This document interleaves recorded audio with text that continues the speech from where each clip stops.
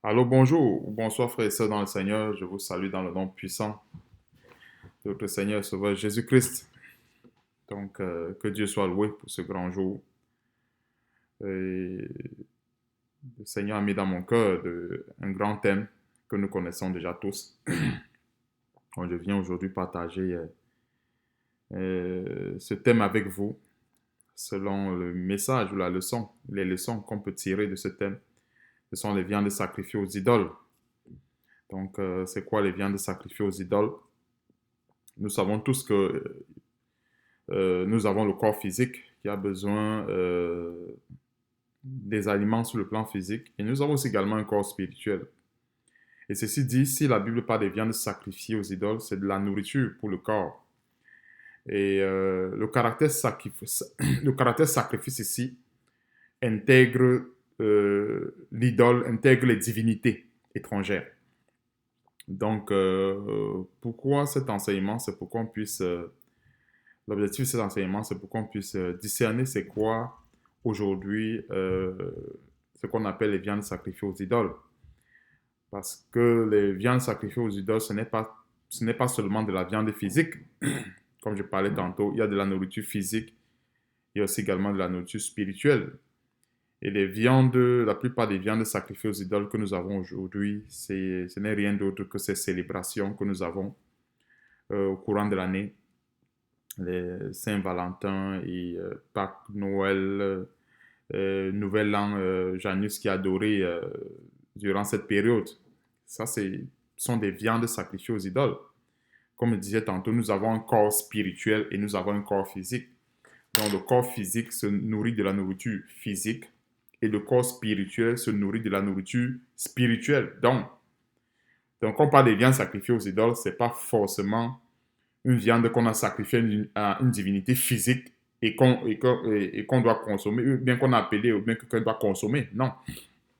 Il y a aussi également cette viande spirituelle, à l'image des fêtes, à l'image de tout ce qui ne glorifie pas Dieu dans ce monde, que la plupart des chrétiens, justement, célèbrent, d'autres le sachant, mais ne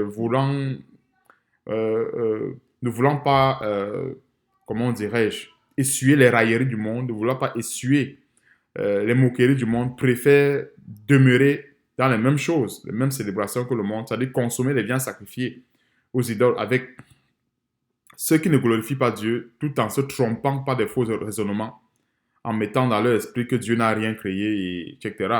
Donc avant de commencer, nous allons prier et remettre tout chose entre les mains du Seigneur, comme nous avons l'habitude de faire, quoi que nous fassions en parole ou bien en acte, nous le faisons au nom de notre Seigneur Sauveur Jésus-Christ. Prions. Éternel notre Dieu, je te bénis, je te rends grâce Seigneur pour ce bref message que tu as mis dans mon cœur ce matin. Merci encore Seigneur Dieu pour l'impact, pour la délivrance que cela peut apporter dans la vie des uns et des autres. Merci aussi également Seigneur Dieu de nous apporter la délivrance dans ce temps difficile, dans ce temps où il y a tellement la séduction, où la séduction a atteint son comble sur toute la terre. Nous voulons te bénir encore une fois de plus pour cette lumière que tu apportes dans ce temps de ténèbres où nous vivons. Merci encore une fois de plus pour ce moment que tu as rendu disponible et surtout que la gloire et l'honneur te reviennent en toutes choses et c'est dans le nom puissant de notre Seigneur et Sauveur Jésus-Christ que je t'ai ainsi prié. Amen. Alors, le texte de base, là, 1 Corinthiens chapitre 10. On va rester, je fais l'effort de rester dans un seul texte et les autres versets qui vont venir en appui, je vais tout simplement les citer pour que la vidéo ne soit pas longue. Elle sera assez brève et concise. Alors, 1 Corinthiens chapitre 10 à partir du verset 23. Tout est permis, mais tout n'est pas utile. Tout est permis, mais tout n'édifie pas. Verset 24. Que personne ne cherche son propre intérêt, mais que chacun cherche celui d'autrui. Mangez de tout ce qui se vend au marché sans vous enquérir de rien par motif de conscience, car la terre est au Seigneur et tout ce qu'elle renferme. Donc voilà très souvent les versets que les gens aiment utiliser à tort à travers pour pouvoir se mêler à tout genre de fêtes, tout genre d'idoles. Donc, on va continuer. Verset 27, ici on entre dans le vif du sujet. Si un non-croyant vous invite et que vous vouliez y aller, mangez de tout ce qu'on vous présentera, sans vous enquérir de rien par motif de conscience. Maintenant, verset 28. Mais si quelqu'un vous dit, ceci a été offert en sacrifice, n'en mangez pas à cause de celui qui a donné l'avertissement et à cause de la conscience. Verset 29, je parle ici non de votre conscience. Il faut bien qu'on comprenne ici. C'est là où on entre dans des choses, c'est là où on entre vraiment en profondeur dans le sujet du jour, en ce qui concerne les viandes sacrifiées aux idoles. Donc, je parle ici non de votre conscience, mais de celle de l'autre, c'est-à-dire de celui qui donne l'avertissement. Pourquoi en effet ma liberté serait-elle jugée par une conscience étrangère? Alors, c'est ici que je m'arrête. Alors, pour développer la chose, pour développer le thème, qu'est-ce que nous voyons ici? On va beaucoup rester sur le non-croyant parce que c'est l'élément que nous allons développer aujourd'hui par la grâce de Dieu. Alors, le non-croyant qui nous invite et qui nous présente un repas et nous fait comprendre que non, ceci a été sacrifié aux idoles. Alors, il y a beaucoup de chrétiens tellement super spirituels quand ça concerne des choses, comment on dirait, en fait, aujourd'hui, il y a ces chrétiens-là qui sont, la plupart de ces faux chrétiens et faux pasteurs, ils sont spirituels là où il ne faut pas être spirituel. Là où il faut avoir de la compassion, ils n'ont pas de compassion. Je ne sais pas si vous comprenez un peu là où je vais en venir. Je vais prendre un exemple assez simple.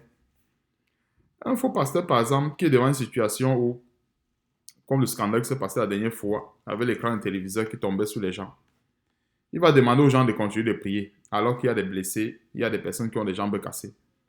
Au lieu d'aller les secourir, les porter, les amener à l'hôpital ou regarder est-ce que tout va bien, laisser même la prière laisser même la croisade, abandonner la croisade.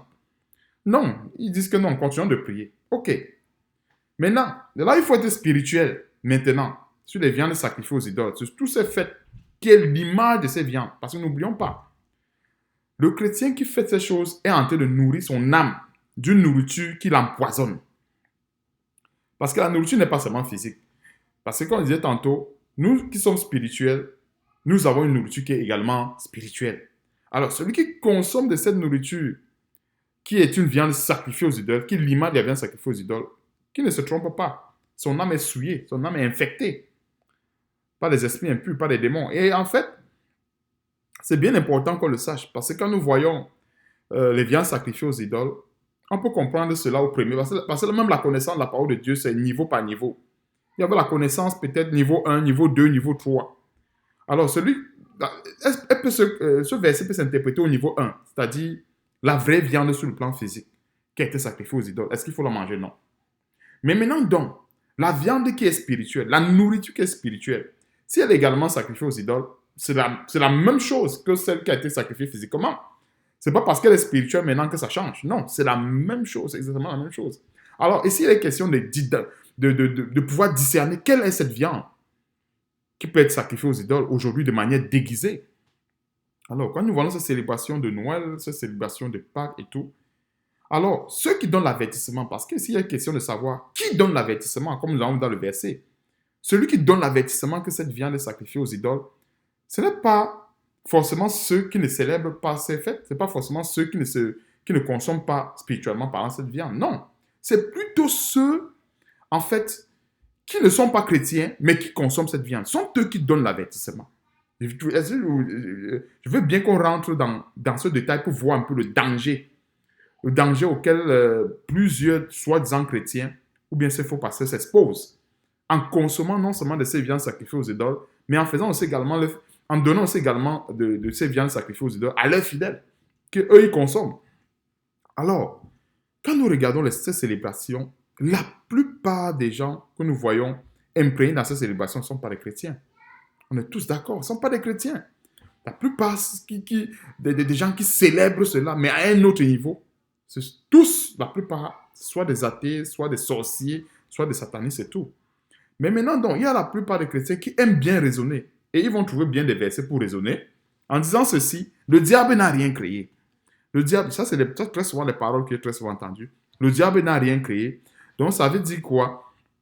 C'est vrai, il y a d'autres qui sont conscients que ces journées-là, c'était des journées, mais c'était des périodes où les divinités offraient, c'était des périodes, autant pour moi, je m'excuse, c'était des périodes où des gens offraient des sacrifices à leurs divinités. D'autres sont conscients de cela, mais ils réussissent quand même à trouver selon eux, un raisonnement qui veut, en fait, un faux raisonnement qui veut les faire comprendre, en fait, pour essayer de faire comprendre que non. En fait, c'est vrai, en cette période, c'était des païens, c'était une fête païenne et ainsi de suite. Mais cette fête a été plutôt récupérée. En fait, l'Église a récupéré cela, ou bien nous avons récupéré cela entre les mains des païens pour en faire cela une célébration pour Dieu. Oui, admettons que cela soit même vrai, qu'il faut même célébrer Dieu. Mais il faut donc célébrer Dieu une journée particulière, ou bien à des périodes particulières. Est-ce que ça ne serait pas être injuste? Ça serait pas une... En fait, ce serait être terriblement injuste. C'est pour ça que je dis tantôt que c'est un raisonnement qui ne tient pas. Donc, s'il faut célébrer Jésus-Christ notre Seigneur, est-ce qu'il va falloir choisir des dates précises? Bientôt, là, ça va être la Pâque dans 2 ou 3 mois. C'est même déjà tracé. Et d'autres vont dire, et il y a plusieurs chrétiens, plusieurs faux pasteurs qui vont tuer le Seigneur Jésus-Christ et ils vont encore le ressusciter, le ressusciter autant pour moi, après 3 jours. C'est-à-dire les plusieurs faux pasteurs, faux chrétiens vont le tuer et le ressusciter. Ça va être la Pâque 2024. La Pâque 2025, ils vont reprendre le même rythme. Ils vont le retuer encore et le ressusciter. Beaucoup ne se rendent même pas compte ne se rendent même pas compte que c'est même une... Je ne sais pas comment je dois expliquer. C'est à la limite une bêtise. C'est-à-dire, chaque année, ces faux chrétiens, ces faux pasteurs tuent le Seigneur et le ressuscitent. Eux, ils le tuent, ils le ressuscitent. Chaque année, chaque année, chaque année. Alors ça, c'est une viande sacrifiée aux idoles. Et quand nous voyons cela, pourquoi est-ce que j'attire notre attention sur celui qui donne la lettre? Celui qui donne la lettre, pourquoi? Parce que quand un véritable chrétien va dire « je n'observe pas ces fêtes », on va commencer à lui dire « mais tu es de quelle église ?» Moi, je suis chrétien, j'observe. Et j'ai été confronté à cette situation en ce qui concerne la fête de Noël. Il y a un collègue qui m'a dit que non, il est chrétien, mais lui, il fête Noël. J'étais comme, wow, en fait, moi, ça ne m'a pas étonné. Moi, ça ne m'a pas étonné. Pourquoi? Parce que nous savons que c'est l'église catholique qui a récupéré les traditions païennes et qui ont commencé à célébrer.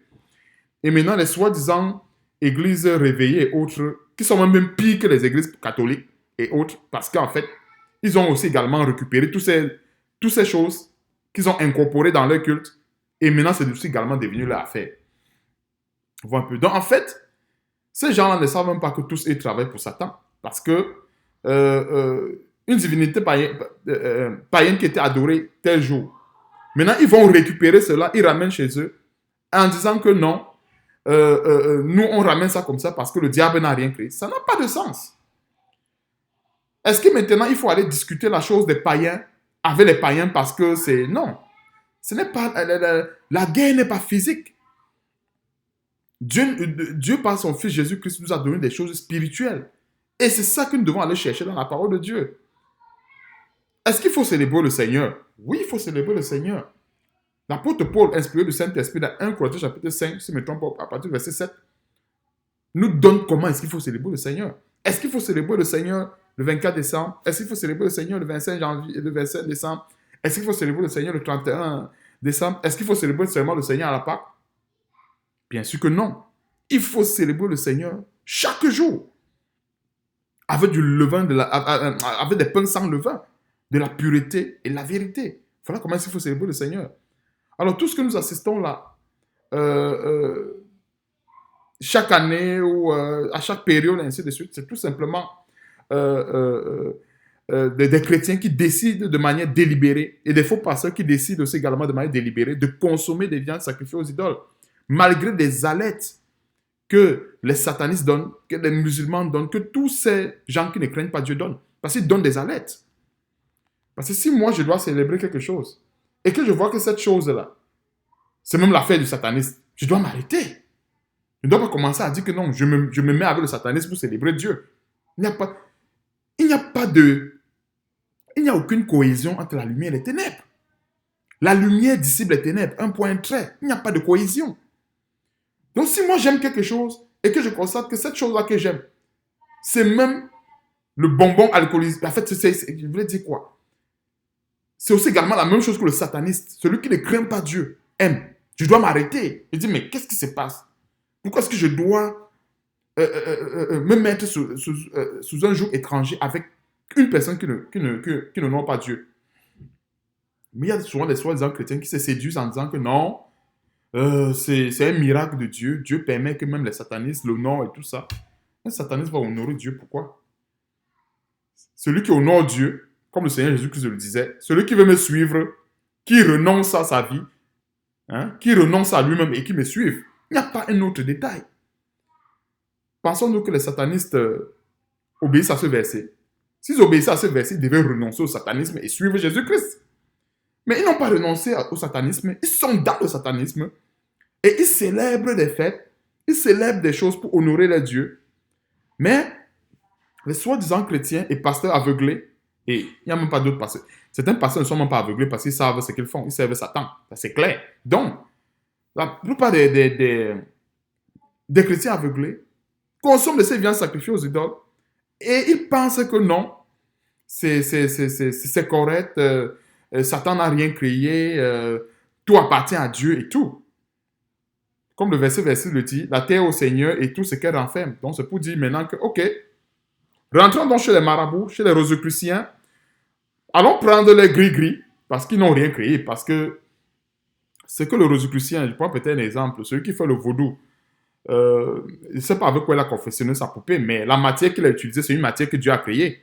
Comprenons un peu. Donc, allons prendre les poupées du vaudou, allons prendre les divinités du vaudou, parce que celui qui fait le vaudou n'a rien créé, parce que il a utilisé quoi pour faire cette statuette-là qu'il adore? N'est-ce pas la matière que Dieu a créée? N'est-ce pas l'atome que Dieu a créé? Alors, est-ce que je vais aller chez le monsieur qui fait le vaudou, prendre ces statuettes, venir mettre chez moi, parce que lui n'a rien créé? C'est exactement comme ça que la plupart des chrétiens raisonnent. Ils vont dans le monde, ils vont chez les sorciers, prendre leurs idoles, mettre dans leur maison, en disant que non, le diable n'a rien créé. Ça n'a pas de sens. Nous comprenons tout ça, ça n'a pas de sens. Je ne peux pas entrer chez un sorcier. Je prends ses idoles, je mets chez moi. Tout simplement parce que j'estime que la matière qu'il a utilisée pour faire ses idoles, c'est une matière, par exemple, que c'est Dieu qui a créée. Comprenons que ça n'a pas de sens. C'est de la folie même à la limite. Il devait faire ses idoles avec quoi? C'est vrai, le diable n'a rien créé, c'est normal. Le verset 26 a tout son sens. La terre au Seigneur. Le diable n'a rien créé, Dieu a tout créé. Mais faisons attention. C'est pas parce que le diable n'a rien créé que maintenant je vais aller chez eux dire, ok, ta statue là, moi je vais l'adorer parce que tu n'as rien créé. Je prends cette statue, je mets chez moi, je vais l'adorer. Ça n'a pas de sens. Et c'est pour ça qu'en fait, la viande est sacrifiée aux idoles. Celui qui donne l'avertissement, est-ce que c'est lui qui a créé la viande? Ce n'est pas lui qui a créé la viande. Et regardons ce que la parole de Dieu dit. Alors, mais si quelqu'un vous dit, alors en nous disant, est-ce que c'est lui qui a créé la viande?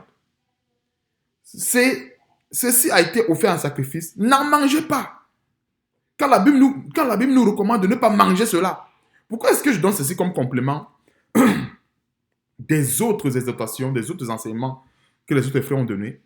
C'est tout simplement pour apporter encore plus de lumière, afin que si certaines personnes sont coincées, parce qu'on donne des versets que Galates chapitre 4, le verset 10, n'observez pas les jours, les mois, les ans. Il y a beaucoup de versets qu'on a eu à donner pour montrer qu'il ne faut pas célébrer ces fêtes qui sont des fêtes païennes, et ces fêtes où nous voyons les divinités étrangères adorées. Il y a des gens qui raisonnent toujours. Mais regardons encore un autre détail ici, dans les versets sacrifiés aux idoles, au verset 28. Mais si quelqu'un vous dit, est-ce que celui qui nous dit là a créé la viande? Voilà la question qu'il faut se poser. C'est lui qui a créé la viande? Non. Mais qu'est-ce que la Bible nous recommande? Si quelqu'un vous dit, ceci a été offert en sacrifice, n'en mangez pas. Mais il y a des chrétiens qui choisissent de manger cela. Parce qu'ils vont dire que non, celui qui me donne l'avertissement, ce n'est pas lui qui a créé la viande. Je veux manger, je veux prier dessus. Parce que nous voyons un peu, c'est un acte de rébellion, de défiance envers Dieu. La prière n'est pas devenue une arme que le chrétien doit utiliser ça n'importe comment. La preuve en est qu'aujourd'hui, pour manipuler certaines armes, il faut avoir la formation. C'est la vérité. Pourquoi est-ce qu'il y a des formations? Pourquoi est-ce qu'on forme les gens à l'utilisation des armes? C'est parce qu'on ne manipule pas une arme n'importe comment. Il faut recevoir des cours, il faut recevoir des formations pour manipuler l'arme. Mais nous assistons à Nous assistons à une période où la plupart des faux chrétiens utilisent l'arme de la prière n'importe comment. N'importe comment, ils utilisent l'arme de la prière n'importe comment. Et pourtant, sur le plan physique, dans l'armée, il y a des armes, par exemple, on dit non. N'importe quelle arme, même seulement le simple fusil, là, il y a des formations qu'on donne avant de donner le permis, pour avoir le permis du port d'armes. On te donne d'abord la formation, on te donne des cours. Mais maintenant, aujourd'hui, on pense que la prière, c'est comme la cour du roi Péto. Que le chrétien doit utiliser ça comme il veut, comme ça l'arrange. Que le chrétien peut entrer chez un sorcier, il prend sa poupée vaudou, il prend ses idoles et il prie dessus. La poupée devient sainte. Et l'idole devient quelque chose de saint. Parce qu'il a prié dessus. Voilà comment est-ce que la plupart des chrétiens raisonnent. Est-ce que nous comprenons un peu ce détail? Donc, j'ai quasiment terminé par rapport au message sur les viandes sacrifiées aux idoles. C'est assez clair. Parce que quand la plupart des serviteurs de Dieu donnent l'avertissement, c'est sûr que c'est ignoré parce qu'on va dire, ah, ces gens-là, ils exagèrent, ils critiquent tout. Il n'y a même rien de bon chez eux. Mais alors là, ils ne savent pas qu'ils sont en train d'ignorer l'avertissement, même des païens, même des sorciers. Les sorciers donnent l'avertissement. Et c'est comme ça que le nom de Jésus-Christ et de notre grand Dieu est calomnié dans ce monde. C'est à cause de ça. Et maintenant, quand tu vas dire que tu es chrétien, le sorcier va dire, ah, disons, ce genre-là, il est quel genre de chrétien? On était ensemble hier dans le bar, on a bu ensemble, on a célébré le Nouvel An, on a célébré Noël. C'est pas un chrétien. Noël, nous, on célèbre telle divinité à Noël. À Nouvel An, nous, on célèbre telle divinité. C'est telle divinité qui donne la force pour pouvoir faire la magie de ci, de ça, de ça. Donc, quand tu vas dire à ce sorcier-là que non, tu es chrétien, il va se mettre à rire. Il va dire, mais attends, hier, on a bu quelques bières dans tel bar. Donc, va avec tes affaires là. Et c'est ça. Voilà comment est-ce que plusieurs rendent le nom du Seigneur. En fait, comment dirais-je? Voilà comment plusieurs scandalisent le nom du Seigneur Jésus-Christ. Ils scandalisent. Parce que les sorciers honorent cela parce qu'ils ont des divinités qu'ils invoquent ces jours-là. Ce sont ces divinités-là qui vont conduire, qui vont par exemple les aider à mieux prospérer dans les activités autres. Les sorciers les honorent ces jours-là. Maintenant, le chrétien fait... qu'est-ce que le chrétien fait ce jour? Le chrétien rentre chez le sorcier. Je parle au sens figuré, bien sûr. Et c'est ce qui se passe spirituellement parlant. Les soi-disant chrétiens rentrent chez les sorciers, arrachent les idoles, ils amènent chez eux, ils prient dessus. Et ils croient que non, comme ils ont prié dessus, c'est devenu saint. Non. Ça reste des viandes sacrifiées aux idoles. Ça veut dire que le soi-disant chrétien, le faux chrétien est rentré chez le sorcier, il a pris sa magie et il a rapporté cette magie-là dans sa maison. Que celui qui peut comprendre le message, qu'il le comprenne. Et c'est ça en fait, la viande sacrifiée aux idoles. Et celui qui donne l'avertissement, ce n'est plus seulement, comment dirais-je, ce n'est pas seulement celui qui a renouvelé son intelligence dans le domaine, mais c'est aussi également le sorcier. Quand on dira demain au sorcier que non, celui-là c'est un chrétien, le sorcier va dire que non, ce n'est pas un chrétien. Je vous assure, c'est le sorcier qui va dire que ce n'est pas un chrétien. Parce que les sorciers là connaissent, et ils connaissent les vrais chrétiens. Je vous assure, les sorciers là, ils connaissent. Ils vont dire non, celui-là, c'est un vrai chrétien. Parce que voilà.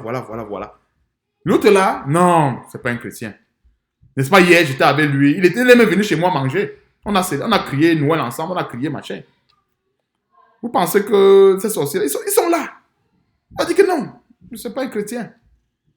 N'est-ce pas, je suis allé dans l'église de tel. Dans son église, on allait crier Joyeux Noël, bonne année.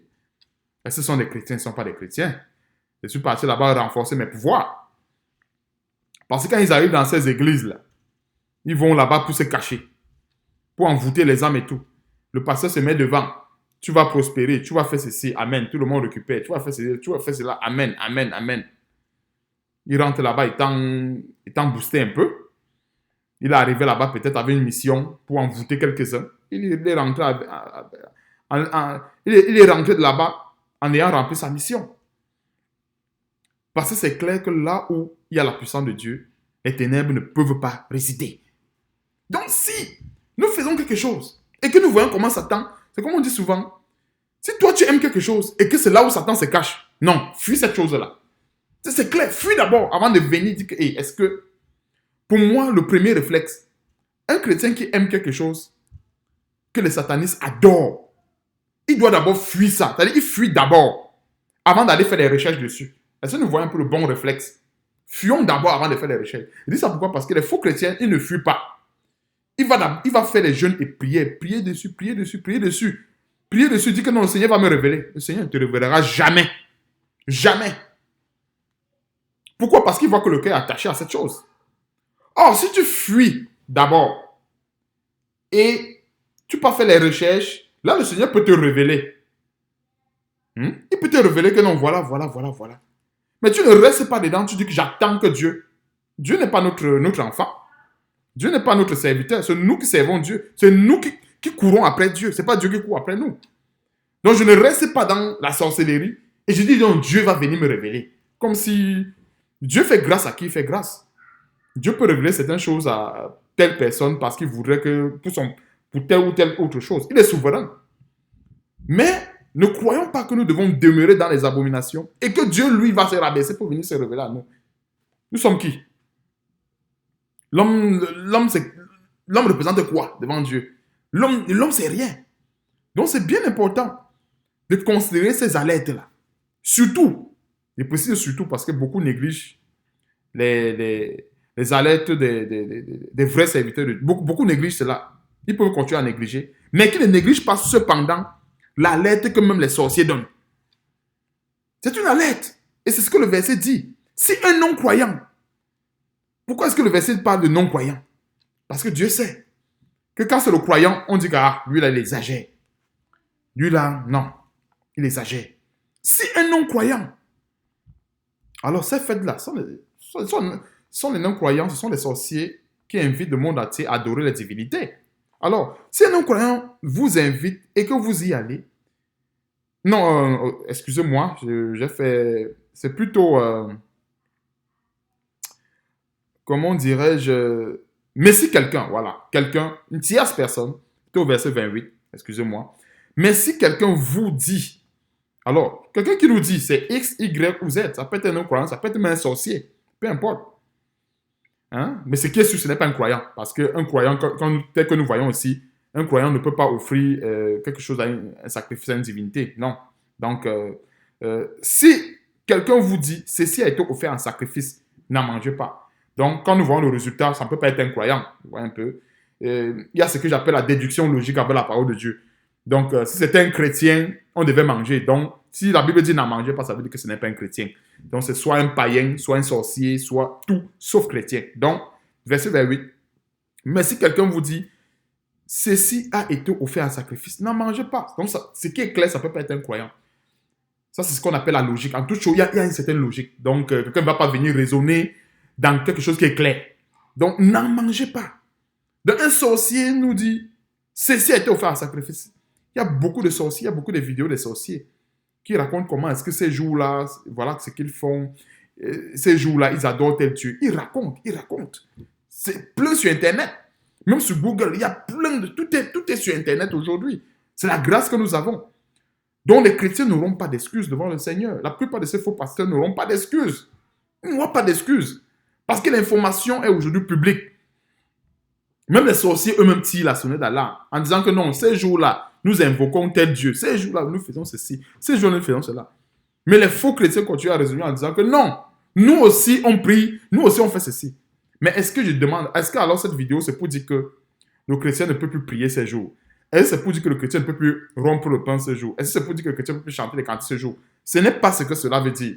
Cette vidéo tout simplement pour dire qu'en fait, le chrétien continue à vivre comme il avait l'habitude de vivre.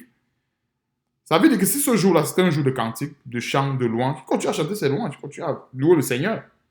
Mais, qui ne marque pas une pause pour faire des vœux, qui ne marque pas une pause pour aller s'associer aux gens qui célèbrent ces choses-là, qui ne marque pas une pause pour faire telle chose.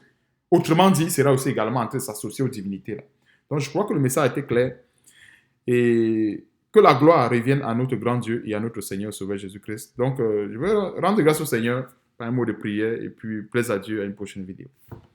Éternel notre Dieu, nous te bénissons, nous te rendons grâce encore une fois de plus pour ce message que tu nous as donné ce matin Merci encore, Seigneur Dieu, pour le fait que tu permettras que ce message puisse avoir de l'écho chez ceux qui vont l'écouter et qui puissent avoir des délivrances également au nom de Jésus-Christ. Merci encore une fois de plus pour les cœurs qui seront délivrés, pour ta lumière qui va pénétrer dans les cœurs des uns et des autres après avoir écouté ce message. Et surtout, que la gloire et l'honneur, encore une fois de plus, te reviennent à toutes choses. Et c'est dans le nom puissant de notre Seigneur Sauveur Jésus-Christ que je t'ai ainsi prié. Amen. Bye bye.